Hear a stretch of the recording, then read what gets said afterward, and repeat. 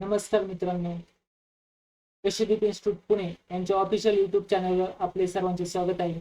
मित्रांनो, PDC bank याच्याबद्दल एक नवीन अपडेट आलेली आहे. ती नेमकी अपडेट काय आहे ते आपण ह्या व्हिडिओच्या माध्यमातून जाणून घेणार आहोत. त्याचबरोबर एक्झाम कधी होणार आहे, एक्झाम डेट काय असणार आहे, हे सर्व आपण या व्हिडिओच्या माध्यमातून पाहणार आहोत. त्याचबरोबर password, mail I D, mobile number कसा चेंज करायचा हे पण आपण या व्हिडिओच्या माध्यमातून पूर्ण करणार आहोत.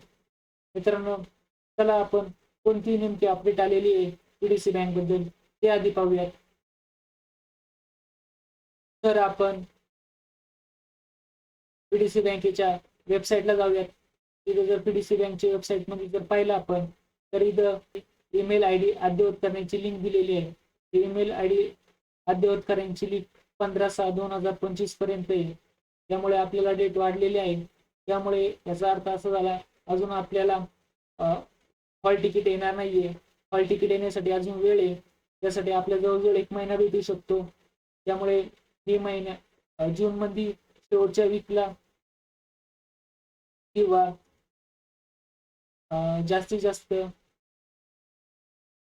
जुलै मध्ये पहिल्या वीक मध्ये ही एक्झाम होऊ शकते.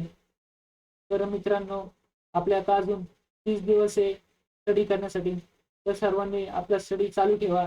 एक्झाम डिक्लेअर झाल्यानंतर 1 आठवड्यात तुमची एक्झाम होऊ शकते. त्यामुळे जवळजवळ आपल्याला अजून तरी 20-30 दिवस आहे. तरी मित्रांनो, आजपासून अभ्यास चालूच करा. तर मित्रांनो, बऱ्याच लोकांचे प्रॉब्लेम येत होते की लॉग इन आय डी कसा चेंज करायचा, पासवर्ड कसा चेंज करायचा. तर आपण त्याचा थोडा एक डेमो पाहूयात. तर तुम्हाला ऑनलाईन परीक्षा करता पात्र उमेदवारांची यादी, म्हणजे तुम्ही तुमच्याकडे रजिस्ट्रेशन नंबर नसेल तर कसा पाहायचा, तुम्हाला मेल आला नसेल तर कसं वेबसाईटला जाऊन चेंज करायचं, हे सर्व आपण पाहणार आहोत. तर इथे यादी पाहायची. यादीवर तुम्ही क्लिक केलं एक तुम्हाला विंडोज ओपन होईल. समजा आता ती आपण क्लिक केलेली आहे ती यादी पाहण्यासाठी. तर ती यादी ओपन झाल्यावर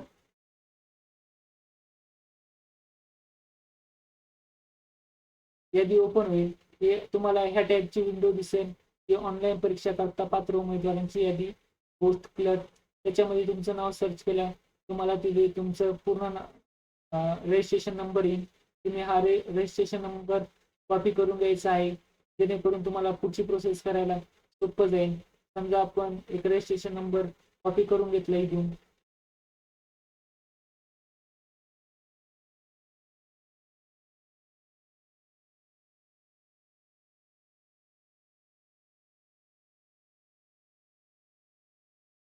त्याच्यानंतर कॉपी केल्यानंतर आपल्याला पुढे पाहायचं आहे नेमकं कोणती प्रोसेस आहे.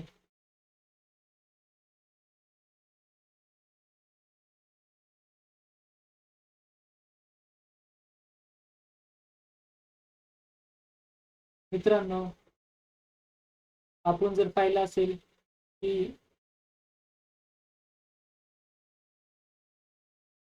आपल्याला रजिस्ट्रेशन नंबर भेटल्यावर पुढे कोणती प्रोसेस करायची आहे, कसं लॉग इन करायचं आहे, आपल्याला mail I D, mobile number, कोणकोणत्या गोष्टी अपडेट करायच्या आहेत, ते सर्व आपण पुढे पाहणार आहोत. तर मित्रांनो, ही एक सूचना नावाची टॅब आहे. त्याच्यामध्ये तुम्हाला सूचना दिलेली आहे. तर यांनी एक महत्वाची सूचना आहे, ज्या उमेदवारांचा ईमेल आय डी व मोबाईल नंबर बदललेला आहे त्यांना ईमेल आय डी व मोबाईल नंबर बदलण्याची सुविधा उपलब्ध करून देण्यात आलेली आहे. जर तुमचा येत्या 2-3 वर्षामध्ये मेल आय डी किंवा मोबाईल नंबर चेंज केला आहे त्यांच्यासाठी विंडोज ओपन केलेली आहे. त्याचबरोबर प्रत्येकाला पासवर्ड पण कंपल्सरी बदलायचा आहे. त्यांनी यामध्ये सूचना पण दिलेली त्या प्रकारे. तर आपण बघूयात कसा हा चेंज करायचा. इथे आल्यानंतर आय कन्फर्म वर तुम्हाला क्लिक करायचं आहे, जेणेकरून ही विंडो क्लोज होईल. त्याच्यानंतर आपल्याला ईमेल आय डी अपडेट करायचा आहे.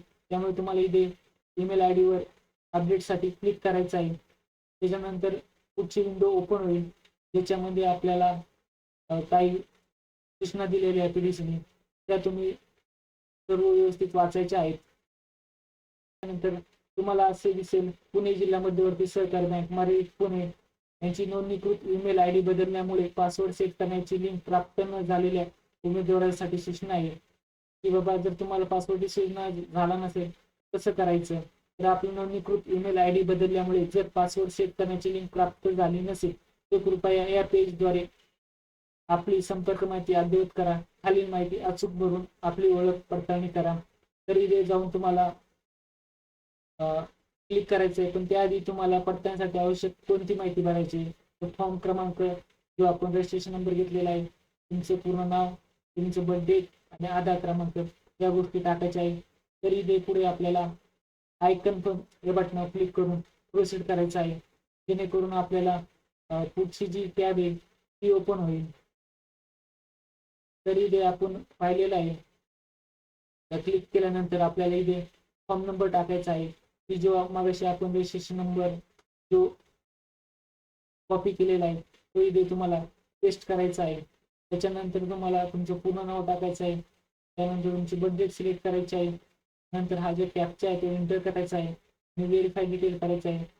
त्यानंतर तुम्हाला झाल्यानंतर तुम्हाला एक विंडोज ओपन होईल, त्याच्यामध्ये तुम्हाला आधार कार्ड कन्फर्म करायला देतील, ते क्लिक करायचं आहे. त्याच्यानंतर तुम्हाला एक नेक्स्ट विंडो ओपन होईल, ते मला आता इथे दाखवता येणार नाहीये, तरी पण त्या विंडोजमध्ये तुम्हाला एक मोबाईल नंबर आणि मेल आय डी हे अपडेट करण्यासाठी ऑप्शन येतील, जुना आणि नवा. तुमचा जुना कोणता रजिस्ट्रेशन ते पण तुम्हाला समजून जाईल. तरी पण मित्रांनो आपण हे करून पाहूयात. तर आपल्याला हा रजिस्ट्रेशन आय डी थांबायची, आपण हा रजिस्ट्रेशन नंबर टाकलेला आहे, त्यानंतर आपण पूर्ण नाव टाकणार आहोत.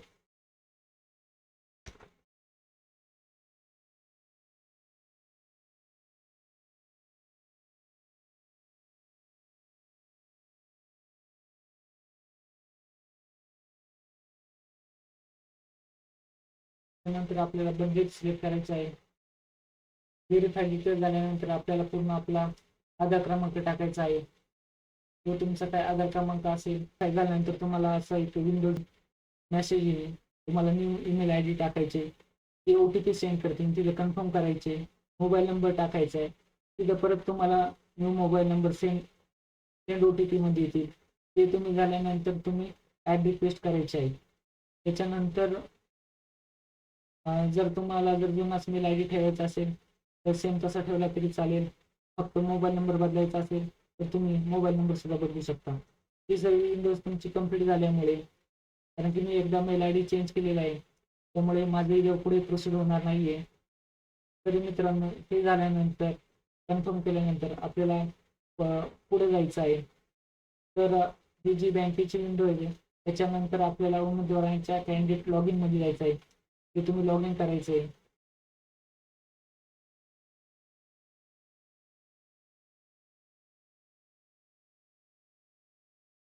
त्या टॅबची एक विंडोज उपलब्ध होईल.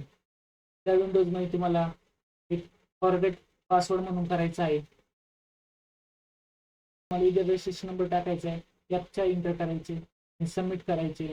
त्याच्यानंतर तुम्हाला नवीन पासवर्ड सेट करण्यासाठी विचारलं जाईल. त्याच्यानंतर तुम्ही नवीन पासवर्ड सेट करायचे आहे आणि ती गोष्टी सबमिट करायचे. त्याच्यानंतर तुमचा पासवर्ड चेंज होईल. तर मित्रांनो अशा प्रकारे आपण पासवर्ड चेंज करू शकतो. त्याच्या पुढे आपण एक